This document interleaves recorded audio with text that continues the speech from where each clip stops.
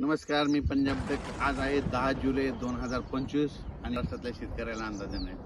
राज्यातल्या सर्व शेतकऱ्याला सांगू इच्छितो की राज्यामध्ये जवळपास खूप दिवस झालं ढगाळ वातावरण आहे. डाळिंबवाल्यासाठी आनंदाची बातमी. डाळिंबवाल्याला सांगू इच्छितो की उद्यापासून सूर्यदर्शन होणार आहे, म्हणून डाळिंबवाल्यासाठी आनंदाची बातमी. कारण की ढगाळ वातावरणामुळे डाळिंबाला खूप रोग किड येत आहे, त्याच्यामुळे त्यांच्यासाठी आनंदाची बातमी. पण राज्यात मात्र 11 जुलैपासून 11, 12, 13च्या दरम्यान राज्यात सूर्यदर्शन होणार आहे. ठिकठिकाणी सूर्यदर्शन होणार आहे, म्हणून हे लक्षात द्यायचं. राज्यात उद्यापासून लगेच गरमी देखील वाढणार आहे, हे देखील लक्षात द्यायचं. आणि राज्यात सांगायचं झालं तर 11 पासून राज्यात सूर्यदर्शन होईल. राज्यातला पाऊस देखील कमी होणार आहे, राज्यातला पाऊस विश्रांती घेणार आहे, म्हणून हे लक्षात द्यायचं. म्हणजे सांगायचं झालं तर सर्वदूर सध्या तरी पाऊस नाही, फक्त राज्यामध्ये मात्र पूर्व विदर्भातच पाऊस आहे. पूर्व विदर्भात ठिकठिकाणी पाऊस झाला, म्हणून हे सगळ्यांनी लक्षात द्यायचं. पण राज्यातल्या सर्व शेतकऱ्याला सांगू इच्छितो की काय झालं की काही भागामध्ये सांगतो की लातूर जिल्हा, धाराशिव, त्याच्यानंतर सोलापूर जिल्हा, बीड जिल्ह्यामध्ये ह्या भागामध्ये आता जे पाऊस पडला त्याच्यामध्ये तिकडल्या भागात काही भाग आणखीन सोडून दिलेला आहे.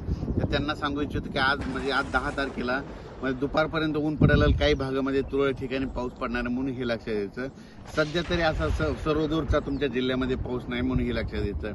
सध्या फक्त तुम्हाला सांगतो पूर्व विदर्भातच पाऊस मात्र कायम आहे. आणखीन 2-3 दिवस तिकडं 11, 12, 13 पर्यंत पूर्व विदर्भामध्ये नागपूर, वर्धा, भंडारा, गोंदिया, इकडं अमरावती, अकोला या भागामध्ये तिकडं ते पाऊस राहणार आहे. आणि त्याच्यानंतर तिकडं नंतर 14 तारखेच्या नंतर तिकडं देखील सूर्यदर्शन होणार आहे, म्हणून लक्षात यायचं. पण राज्यात मात्र उद्यापासून मात्र सगळीकडे सूर्यदर्शन होणार आहे, म्हणून हे लक्षात यायचं. राज्यातल्या सर्व शेतकऱ्याला सांगू इच्छितो की राज्यामध्ये मग सांगायचं झालं तर की बीड जिल्हा झाला, लातूर जिल्हा झाला, त्यानंतर जालना जिल्ह्याचा काही भाग, त्याच्यानंतर इकडं नगर जिल्ह्याचा काही भाग, कडाष्ट या भागात आणि परभणी जिल्ह्याचा काही भाग, या भागात काही भागामध्ये आणखीन पाऊस पडलेला नाही. तर त्या शेतकऱ्याला सांगू इच्छितो की तुमच्याकडं 14-15 तारखेच्या दरम्यान एक भाग बदलत स्थानिक वातावरण तयार होऊन भाग बदलत 14-15च्या दरम्यान एक पाऊस येणार आहे, म्हणून हे लक्षात येतं.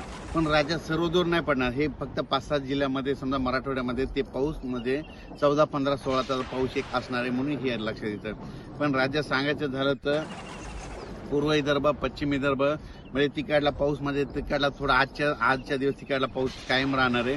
उद्यापासून पश्चिम विदर्भात देखील 6 जिल्ह्यामध्ये सूर्यदर्शन होणार आहे. बुलढाणा जिल्ह्यामध्ये सूर्यदर्शन होईल, अकोला जिल्ह्यामध्ये होईल, हिंगोलीमध्ये होईल, वाशिममध्ये होईल, त्याच्यानंतर यवतमाळकडे देखील सूर्यदर्शन होईल.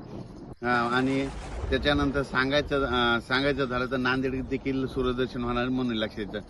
माझी सगळ्याला विनंती, आता काय करा, सूर्यदर्शन झाल्याच्या नंतर शेतीचे कामे करून घ्या, खुरपणी करून घ्या, फवारण्या करू शकता, म्हणून हे लक्षात येतं. पण राज्यात सांगायचं झालं तर सध्या तरी असा सर्वदूरचा मोठा पाऊसच नाही.